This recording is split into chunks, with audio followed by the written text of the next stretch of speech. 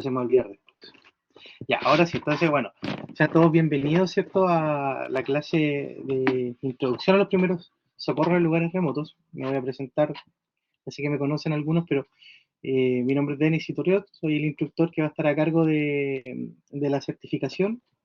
El curso es bastante dinámico, bastante activo, así que se van a entretener harto. Igual tiene obviamente harta parte teórica que hay que estudiar. Les voy a hacer llegar un manual después respectivamente a sus correos, una vez que se inscriban, ¿cierto?, en la hojita que dejé anclada, ¿cierto?, en el link de WhatsApp. Y principalmente, bueno, la idea era que ojalá hubiesen habido más personas, pero se entiende porque estas personas me dijeron que iban a revisar las clases, producto de trabajo o otros quehaceres que tienen pendientes, y que después iban a darme reporte de cuando revisaron las clases. Así que para ellos también la bienvenida.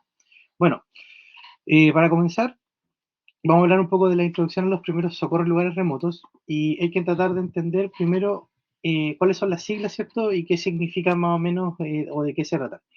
Bueno, los cursos de WFA, WAFA o WFR ya están diseñados, dice, para proveer al enfermo y al lesionado de los cuidados de emergencia en lugares remotos. LR y lugares remotos.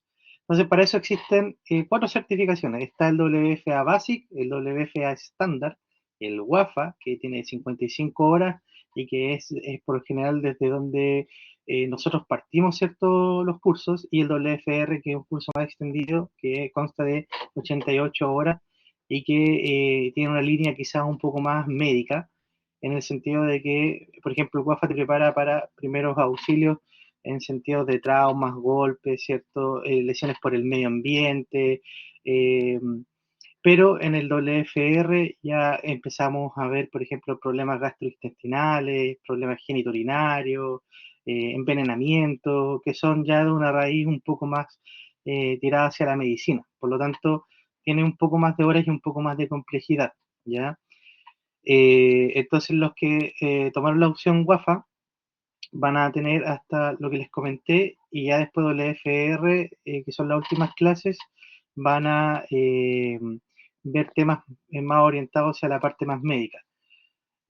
Todo eso también está en el manual, así que no se preocupen porque ustedes paguen un WAFA o un WFR, el manual viene para ambos, así que igual van a tener el conocimiento, no lo van a perder. ¿Ya? Y si yo puedo igual avanzar y nos queda tiempo, porque igual la agenda es como súper extenuante, voy a tratar igual avanzar el contenido WFR sin ningún problema, para que igual puedan ir aprendiendo un poquito más, no hay problema en eso. Bueno, la formación es brindada por AIDER. AIDER es una institución de Canadá, ya que hace cursos de primeros auxilios y certifica instructor de primeros auxilios, ya. Es una institución internacional muy reconocida y tiene bastantes cursos, no tan solo WFR, WAFA, hay cursos de brigadistas de rescate, cursos para bomberos, cursos de trauma, profesional para médicos, entonces tiene una rama gigante que si ustedes quieren igual conocer un poco más pueden meterse a la página de aider.org, porque es una organización, y van a poder igual vislumbrar qué otros cursos se pueden tomar con esta institución a través directamente de ellos. Eh, Bien, todos estos conocimientos de los cursos WFA, ¿cierto? WAFA, WFR, están basados en una sólida fundamentación en anatomía y fisiología y en las recomendaciones, ¿cierto?, de las sociedades médicas internacionales. O sea, además de tener una institución que nos respalda, esa institución se respalda, ¿cierto?, de instituciones médicas internacionales que obviamente le dan el sustento científico, ¿cierto?, para poder generar, por ejemplo, estos manuales que tengo aquí al lado o el material que vamos a ver ahora para las clases. Así que es importante que sepan que todo esto tiene una sólida fuente científica y médica. Ya no, aquí no estamos inventando nada, ni mucho menos. Bien, ¿cuáles son los criterios para la certificación? Primero, finalización exitosa del curso, que eso requiere que vean las clases sí o sí. Yo voy a tratar y también, bueno, pedirle igual a ustedes que si tienen consultas me las traten de hacer al final de la clase, como para no interrumpir el avance, ¿ya? Y igual yo voy a dar tiempos para consultas, eso va a estar, pero las que no están dentro de los tiempos, vamos dejándolas para el final. Todos los días, cuando se comienza una clase nueva, la primera hora es un repaso de lo que se vio el día anterior y también un tiempo para consultas. Entonces, si quedan con alguna duda, me la pueden hacer y al otro día la podemos responder, ¿cierto? Con más tiempo, y en caso de que me pillen, porque igual puede ser que en algún momento me pregunten algo que no maneje al 100%, lo puedo yo buscar y darle la información requerida. Bien, entonces, finalización exitosa del curso, revisar, ¿cierto?, las clases, estar conectado idealmente, pero si no se entiende, porque aquí igual hubo más flexibilidad porque se entiende que el curso es híbrido. Evaluación práctica continua, ya nosotros cada vez que avancemos en algunos ítems importantes, les voy a pedir eh, que me puedan enviar una evidencia, por ejemplo, de hacer un RCP, cosa que igual vamos a ver nosotros en los prácticos de terreno, pero para ir más o menos viendo si se entendió o no se entendió y revisando, les voy a pedir probablemente que graben un video cortito, ¿cierto? O eh, que me expongan algo pequeñito, ¿ya? Pero eso a medida que avance el curso. Evaluación final escrita con opción múltiple es un test de opción múltiple que tiene aproximadamente 60 preguntas, si no me equivoco, está entre 60 y 50 preguntas, si no me equivoco, y se requiere el 80% para poder aprobar y tener el certificado. Ya con el 80% de la evaluación, ustedes obtienen el certificado WAFA o WFR. Y tienen que saber que obviamente esta certificación, que es internacional y que tiene el respaldo, es validada solo por 2 años. Después ustedes, en el caso de los WAFA, tienen que tomar un WAFA nuevamente, ¿ya? En el caso de los WFR, se llama Reset WFR, pero ahí tienen que estar los últimos 2 días del curso y dar nuevamente, en este caso, la prueba. Y ya con eso están validadas. En el caso de los WAFAs no, porque como son menos horas, se les pide que como que hagan el curso completo nuevamente, pero tampoco es la gran cosa. Si ya lo hicieron una vez, hacerlo 2 veces para tener la recertificación les ayuda a mantenerse fresco con los conocimientos. Pero eso se revalida cada 2 años. Bien. Hasta ahí. ¿Alguna consulta? Pueden escribir en el chat o continuamos nomás.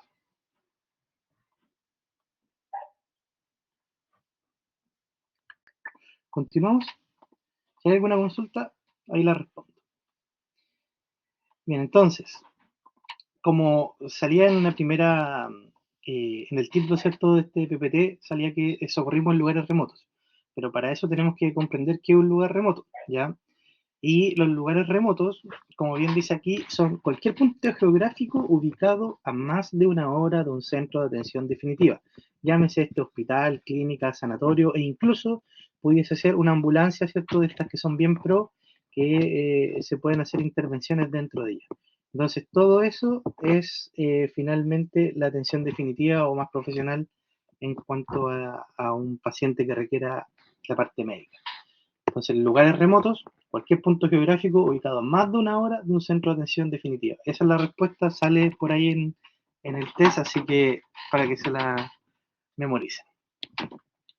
Bien, ¿qué otras cosas más son lugares remotos? Bueno, aquí salía zona alejada donde se realizan actividades al aire libre, por supuesto. Comunidades apartadas, ¿cierto? Comunidades más rurales que de repente no tienen todos los servicios sanitarios y de medicina, también son lugares remotos. Y por supuesto todo lo que son las zonas urbanas, mira lo que estoy diciendo, zonas urbanas que después de un desastre, ¿cierto? Ya sea un terremoto, un incendio, cualquier calamidad, ¿cierto? Destruye su infraestructura y satura los servicios de emergencias médicas. Ya también las pandemias, cuando vimos el tema del COVID y todo eso, ya. Todo eso que pudiese saturar los servicios médicos pueden generar que una zona urbana, ¿cierto? Una zona que debiese ser una zona de rápida acción, se convierta, ¿cierto?, en una zona remota, ya porque en este caso la ayuda profesional médica está limitada. Entonces entendamos que también las zonas urbanas pudiesen convertirse bajo ciertos criterios. ¿Qué es el socorrismo en lugares remotos? Bueno, el socorrismo en lugares remotos, para que ustedes sepan, es la atención inmediata, ¿cierto?, que se brinda a una persona herida o con una enfermedad súbita, ¿ya? Atención inmediata. No se llama, no tiene que ver con auxiliar, porque auxiliar no necesariamente la persona tiene que estar en problemas para recibir ayuda, ¿ya? Para que lo sepan. Por eso nosotros hablamos de socorrismo, ¿ya? Porque en el socorrismo, sí o sí, en este caso hay un paciente y una víctima que requiere de tu ayuda. Por eso se brinda lo más rápido posible. Lo que nosotros tratamos de ganar es tiempo, ¿ya? Eso es súper importante. Lo vamos a ver más adelante, lo voy a recalcar varias veces, pero recuerden, nosotros no somos personal médico, no somos enfermeros ni paramédicos, exceptuando si hay alguien acá que lo fuese, pero por regla general o por norma general no lo somos. Por ende, nuestro nivel de entrenamiento se ve limitado y muchas de las cosas que nosotros vamos a hacer son bastante básicas, ya no requieren tampoco mayor preparación. Otras cosas sí, pero lo que nosotros tenemos que tratar de ganar es tiempo. ¿Para qué? Para que esa persona llegue finalmente a un centro de asistencia médica más completo y reciba la atención de los profesionales médicos, de paramédicos y enfermeros. Eso es lo que nosotros intentamos lograr. Son técnicas que, aplicadas adecuadamente, salvan vidas y evitan empeorar el estado de la víctima. Y lo más importante siempre, y lo recalco también en todas las clases que hago, es evitar, ¿cierto?, generar más daño. Nosotros estamos obviamente para alargar tiempo, para poder poner cómoda a esa persona, ¿cierto? Pero tenemos que evitar generar un daño más, ya sea porque hicimos una mala inmovilización, hicimos un mal movimiento, aplicamos un mal tratamiento, ¿cierto? Y generamos finalmente un problema más en ese paciente. Entonces, para eso, yo el consejo que les doy siempre es, ustedes tienen que hacer lo que saben hacer, ¿ya? O sea, para lo que están entrenados, no hacer de más, pero tampoco hacer menos, ¿ya? Por ejemplo, si ustedes saben hacer RCP y ven que una persona necesita RCP y ustedes no lo hacen, también están faltando, ¿ya? Es importante que lo sepan. No reemplaza, perdón, la atención médica definitiva, por supuesto que no. Nosotros solamente somos la primera atención, ¿cierto? La primera atención que va a entregar un soporte vital para ganar tiempo. Ya no reemplazamos una atención médica, no tenemos la tecnología médica, ni aparatos médicos, ni tampoco tenemos los conocimientos médicos avanzados para hacer ciertos tratamientos en el lugar. Entonces, no podemos reemplazar una atención médica en ningún caso. Bueno, consiste en ofrecer asistencia hasta disponer de un nivel de atención más avanzado o hasta que la víctima se recupere. Entonces, también puede ocurrir que a lo mejor la afección de este paciente no es tan grave y podemos revertir su situación favorablemente, por supuesto, y después la persona se sienta bien y pueda continuar con su actividad al aire libre o pueda continuar con lo que se está haciendo. Entonces, también puede ocurrir eso. ¿Por qué son importantes los primeros socorros? Bueno, dice, es probable que en algún momento de su vida, ojalá que nunca, ya, pero usted tenga que decidir entre socorrer una emergencia o a socorrer una emergencia, ya. Entonces, hacer esto, como dice acá, puede ser la diferencia entre la vida y la muerte, ya. Una atención a tiempo puede hacer la diferencia entre la vida y la muerte, puede hacer también la diferencia entre una recuperación rápida o una hospitalización prolongada, ya. La hora me está afectando con la lengua. Y una lesión temporal o una permanente. Entonces, un buen tratamiento a tiempo puede hacer mucha diferencia en un paciente. Y eso es importante que lo asumamos, ¿cierto?, al momento de entregar y ofrecer nuestros primeros socorros o primeros auxilios. Bien. Características del socorrismo en lugares remotos. ¿Qué ocurre con los socorristas en lugares remotos? Bueno, dice, tanto las víctimas como los socorristas están expuestos a sufrir lesiones o enfermedades. Podemos, lamentablemente, no somos invencibles, ni somos de titanio, así que nos pueden pasar cosas, ¿ya? ¿Qué quiere decir eso? Que siempre, y también lo vamos a ver más adelante a medida que va avanzando en el curso, primero yo, ¿ya? Siempre primero yo, después mis compañeros, y después la gente, ¿cierto? Y después la víctima. Pero no sacamos nada de ir a ofrecer una atención a tontas y a locas, ¿cierto? Corriendo, que eso nunca se hace, y después ser yo otra víctima más, ¿ya? Entonces, siempre, siempre, siempre tenemos que estar pendientes de nuestro entorno, pendientes de que no haya ningún peligro para mí y de ahí, obviamente, acercarnos a la víctima y ofrecer la primera atención. Pero sí, nosotros también podemos sufrir lesiones o enfermedades, ¿ya? También hay que tenerlo en cuenta. Por eso tomamos nuestros recuerdos, ¿ya? No podemos bajar el riesgo a cero, pero sí podemos buscar la forma de ir mitigando, en este caso, el riesgo. Y después, ¿qué dice? La atención médica definitiva puede demorar horas o días. También tenemos que pensar que probablemente tengamos que atender a un paciente que no vamos a poder movilizar, o no al menos nosotros, y que vamos a requerir que venga la ayuda, ¿cierto?, directamente al punto, y eso podría demorar dependiendo de donde uno se encuentre. Y eso puede implicar tener que pernoctar, ¿cierto?, con tu paciente y darle los cuidados completamente, o sea, no duermes tú. Tienes que estar atento a tu paciente a que no empeore, ¿cierto? A que esté cómodo, a que se alimente si es que puede, a que vaya al baño, limpiarlo, si es que no puede hacerlo por sí mismo. Entonces, es mucho, ya es un tema bastante delicado. Entonces, hasta que llegue obviamente la atención médica definitiva. También hay que considerar que pasamos harto tiempo, o podríamos pasar harto tiempo con un paciente. Ciertas lesiones y enfermedades son más frecuentes en lugares remotos. Sí, ¿como cuáles? Por ejemplo, los esguinces, por ejemplo, las diarreas, ¿cierto? Por intoxicación por agua o por intoxicación por algún alimento o algún mal lavado de manos, esos son muy típicos. Golpes de calor, deshidratación, mal de altura, un montón de cosas que son más típicas, ¿cierto?, en lugares remotos. Y para eso tenemos que estar 100% preparados. Hipotermia. Los elementos para los cuidados de las víctimas pueden ser escasos. Sí, efectivamente, bueno, nosotros ya con nuestro nivel de entrenamiento y que yo más adelante les voy a solicitar que tengan un botiquín personal, que es obligación para nuestro perfil, pero es importante que entiendan que a veces puede ocurrir que no tengamos todos los elementos necesarios y vamos a tener que improvisar con los elementos que están disponibles en el medio. Por ejemplo, una mochila, un jockey, un cuaderno, qué sé yo, una rama de árbol, un bastón de trekking. Entonces vamos a tener que improvisar con lo que tenemos y se puede hacer ya en este tipo de perfil, ya. Si lo veo obviamente un enfermero o qué sé yo, alguien más con más estudios te va a decir, oye, no, pero esto no está bien, hasta acá. Puede ocurrir, pero nosotros, y esto tienen que saberlo, como estamos en lugares remotos, tenemos una cierta salvedad. Eso no quiere decir que tengamos que perder la técnica y el fin finalmente del tratamiento. ¿Ya? Lo que podemos, en este caso, improvisar son con los elementos, pero no con la técnica ni con el fin del tratamiento. Eso es importante que lo dejen, ¿ya? Es súper claro. ¿Se deben tomar decisiones difíciles? Sí, se deben tomar decisiones difíciles. Por ejemplo, para que se entienda, si tenemos un paciente que no se puede mover por su propio pie, porque no está en un estado de conciencia óptimo, ¿cierto?, para poder caminar o para poder moverse, y somos dos personas, simplemente fuimos a escalar con un grupo de amigos de tres, ¿cierto? Esta persona se cayó, se golpeó la cabeza, estamos mal, y somos dos personas, viene mal tiempo más encima, entonces tenemos que tomar decisiones difíciles. ¿Cómo lo hago? ¿Lo movemos, no lo movemos? ¿Montamos al campamento donde cayó?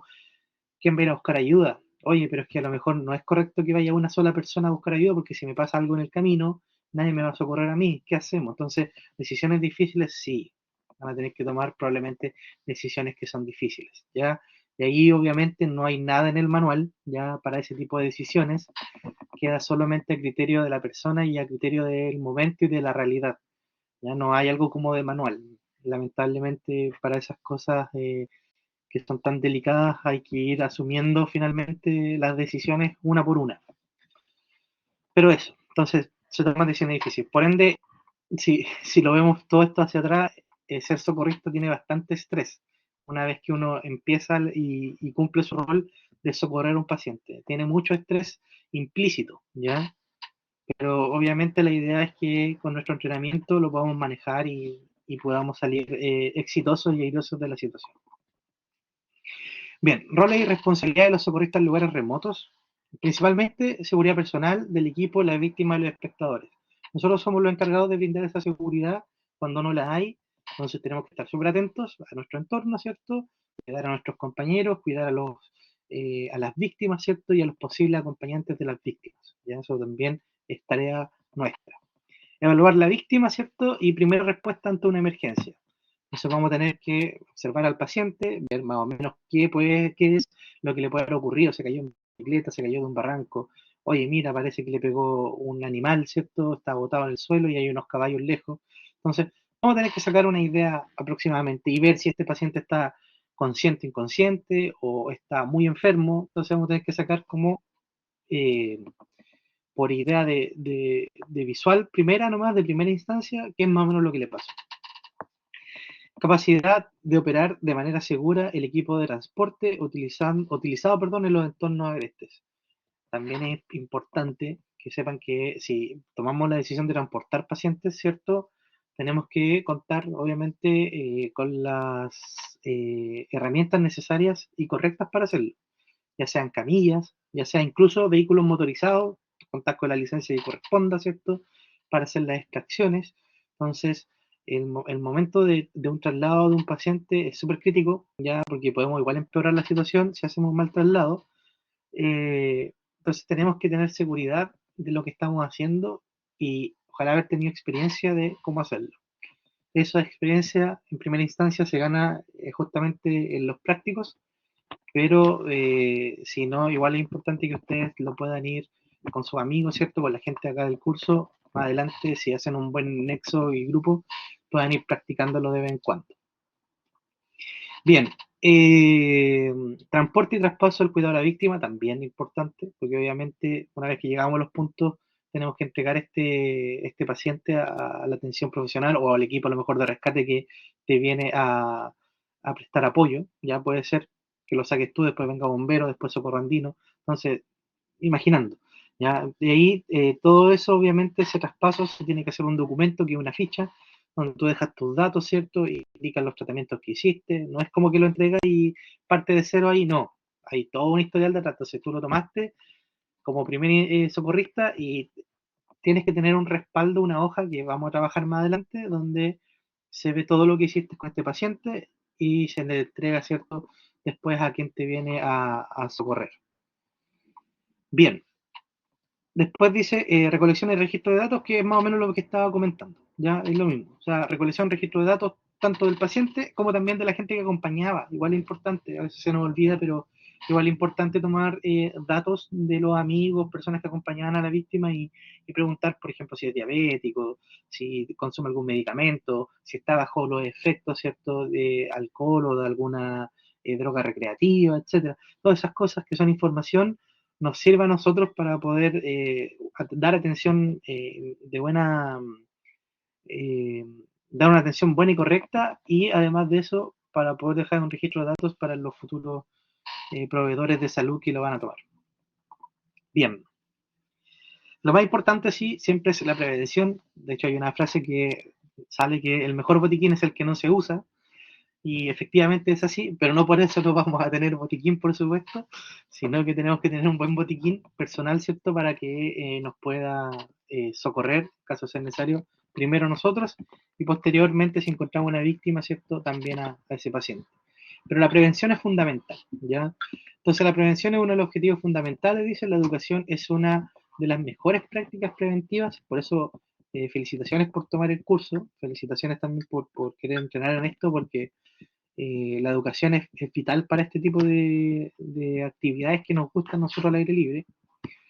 Y muchos de los accidentes ocurren por falta de prevención, ya porque no se tomaron las medidas necesarias, porque faltó un elemento y hiciste la actividad igual. Por ejemplo, típico de los escaladores, que cuando están recién partiendo o cuando llevan mucho tiempo también, porque ahí obviamente no, como que juegan un poco con lo que ellos saben y no usan casco y ponte tú pasa un accidente o el asegurador no está asegurando tan bien y te golpeas la cabeza y hasta ahí llegó tu carrera de escalador. Entonces, muchos de los accidentes ocurren por falta de prevención y hay que utilizar el equipo de protección personal. En nuestro caso, este equipo de protección personal básico va a constar de guantes para aislar, ¿cierto?, de los fluidos, mascarilla, idealmente si se puede protección ocular, pero tampoco es demandante, pero si se puede sería ideal tener protección ocular, ¿ya? Y obviamente la ropa adecuada según el clima y el lugar donde vayamos a proveer, ¿cierto? Socorro. Ya no vamos a ir con chor y polera a la montaña a buscar a una persona que se perdió, porque si me pasa algo voy a terminar yo con hipotermia y voy a ser otra víctima.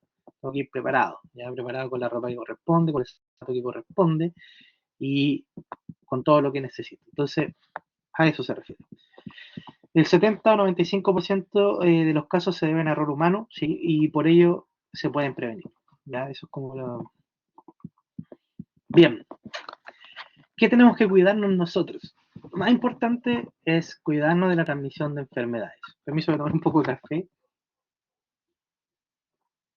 Eh, los socorristas deben ser conscientes de los riesgos. Ya se deben proteger de las enfermedades transmitidas por vías sanguíneas, como por ejemplo hepatitis y VIH, y hay muchas más. Ya está el virus del papiloma humano también. Entonces, los hongos, ¿cierto? Por contacto, cuando revisamos un pie, siempre con guantes. Ya, todo con guantes. Vías aéreas, ¿cierto? Enfermedades respiratorias como tuberculosis, ¿cierto? Y otras tantas más. Antiguamente, como estaba de moda el famoso COVID, también. Entonces, de hecho, haciendo un poco memoria, en paréntesis, cuando estaba de moda el COVID, que estaba no prohibido, pero estaba señalizado de evitar dar las insuflaciones boca a boca. Solo se hacía RCP, en este caso con las compresiones al tórax, pero no se podía dar insuflación, ¿ya? A menos que fuera una persona de mucha confianza, como tu pareja, ¿cierto? O alguien de tu familia, y ahí uno hacía la excepción, pero lo hacía uno. Pero por lo general la vía aérea estaba bloqueada en ese momento. Hoy día no, gracias a eso podemos seguir con las insuflaciones, pero siempre, siempre, siempre utilizamos una barrera, ¿ya? Que es una válvula de antirreflujo, así se llama, o máscara de RCP, que permite que en caso de que la persona tenga cierto algún vómito, cierto, o bote saliva o sangre o lo que sea, no tenga contacto con tu boca, ¿ya? Entonces, siempre esto se hace a través de una mascarilla. Bien, protección, lavado de manos y piel expuesta siempre, vacunas contra la hepatitis, también recomiendo la vacuna contra el tétanos, ya, a nosotros igual es súper importante tenerla, porque como nos movemos en lugares agrestes con roca y todo eso, de repente para evitar, si que nos de tétanos, es mejor tener la vacuna. Equipo de protección personal, los EPP, y guantes para examen médicos, protectores oculares, mascarilla y dispositivo boca barrera, ya, lo mismo que le estaba comentando. Bien, ¿qué más? Cuestiones psicológicas y emocionales. Ya nosotros también nos vemos envueltos en cuestiones psicológicas y emocionales, y para eso eh, tenemos que prepararnos también. Ya aquí el manual también tiene una parte bien extensa de, no de primero auxilio psicológico, pero sí de cómo poder afrontar ciertas situaciones. ¿Ya? Incluso cómo enfrentar la muerte de un paciente. También sale acá en el manual. ¿Ya? Así que es súper completo. Espero que lo tengan pronto, para que lo puedan revisar. Ya, las condiciones extremas pueden ser un factor de riesgo para el estrés. Ya, obviamente, estar bajo una tormenta, bajo una lluvia, bajo el sol implacable, van a ser un factor de estrés al momento de entregar primeros auxilios para nosotros. Ya, obviamente para la víctima mucho peor, pero para nosotros va a ser un problema. Entonces, vamos a estar bajo ese estrés. Por eso, más importante, yo siempre les digo a mis estudiantes que traten de mantener la calma en la tormenta, y traten de ser casi como, como un robot, ya, así muy mecánico al principio, ya después se pueden ir soltando, pero de esa forma van a poder, ¿cierto?, abstraerse de la situación y entregar, ¿cierto?, casi que tuvieran el manual al lado y la están leyendo párrafo por párrafo, la atención, ¿ya? La ansiedad puede comprometer la seguridad de inferir en el rescate y los primeros socorros. Sí, cuando estamos ansiosos, yo prefiero, y siempre les voy a decir que se abstengan y se retiren un paso hacia atrás, ¿cierto? Respiren profundo, se entregue la atención, si pueden, a un compañero, si es que les sobrepasa, ¿ya? Si sobrepasa su nivel de entrenamiento, es mejor que no hagan nada, ya traten de dar confort a la víctima, pero no metan manos más allá, porque pueden generar un daño mayor. Pero sí pueden obviamente hacer otras cosas como acompañar o poner un poco más confortable al paciente. Pero si la ansiedad es mucha, lo mejor que pueden hacer es detenerse, abstraerse, dar un paso atrás, respirar, pensar. Ojalá siempre tengan el manual digital en el teléfono, por si necesitan consultar algo, lo pueden ver ahí y salir de la situación, ¿ya? Dice acá, brindar consuelo y tranquilidad. Sí, de hecho también es súper importante, ya con expertise, es súper importante que al paciente le brinden consuelo y tranquilidad y a sus compañeros también. Y yo creo que lo más óptimo para eso es mantener la calma. Yo, de hecho, siempre he dicho que cuando una víctima o un paciente ve a un socorrista calmado o un paramédico calmado, ¿cierto? Es el mejor analgésico para ese paciente, ¿ya? Porque le da seguridad y también puede estar tranquilo. Ahora si ve al paramédico, ¿cierto? O al socorrista entrando en shock, en pánico, ¿cierto? Gritando, con movimientos torpes, obviamente nuestro paciente va a sentir eso, ¿cierto? Y se va a sentir peor. Entonces eso puede generar que empeore incluso la condición médica del paciente. Por eso hay que tratar de eh, no tener poker face, porque eso no, no, es tan humano, pero sí controlar, ¿cierto? Nuestra emoción y nuestro ímpetu, ¿cierto? Y ansiedad. Bueno, reducir la ansiedad puede atenuar el dolor y la gravedad de las heridas. Sí, por supuesto que sí. Última lámina. Ya, esto tiene que ver con apreciaciones generales, ya que es lo que deberíamos tener en caso de que saliéramos del país, por ejemplo, y tuviésemos que prestar auxilio o en general nomás para estar más seguros. Aquí vacunación y seguros médicos para viajeros. Mantenga actualizadas las vacunaciones de rutina. Si van a países donde saben que, por ejemplo, puede haber dengue, fiebre amarilla, vacúnense. Para viajar a ciertos países se recomienda vacuna específica. Infórmese con el servicio de medicina del viajero más cercano. Controle su cobertura para enfermedades y lesiones fuera del país, seguro. Y también, tal vez prefiera adquirir un seguro médico para viajeros adecuado a su itinerario. Eso simplemente como algo genérico, ¿ya? Y eso es la primera parte de la introducción al curso. No sé si tienen alguna duda al respecto, sino para avanzar con el segundo temario. Por mientras voy a sacar esta lámina y quedo atento a alguna consulta. Voy a dejar de grabar también para hacer un cierre de este punto y continuar con el otro.